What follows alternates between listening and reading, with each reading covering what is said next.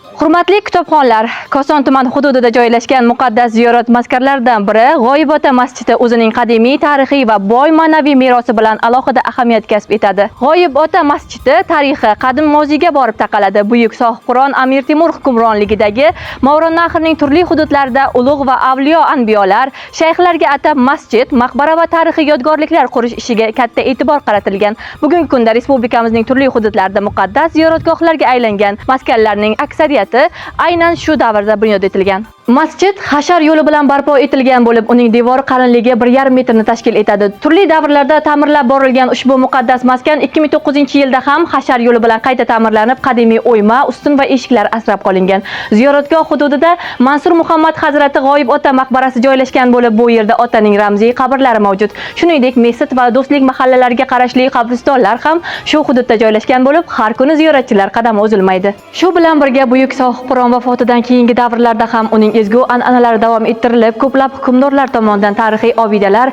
me'moriy yodgorliklar va ziyoratgohlar barpo etilgan. Jumladan Koson tumanidagi G'oyibota yodgorligi Abdullaxon II davrida qurilgan bo'lib, markazi qalandorxona bo'lgan 36 ta masjidlardan biri hisoblangan Mesut mahallasidagi G'oyibota jome masjididir.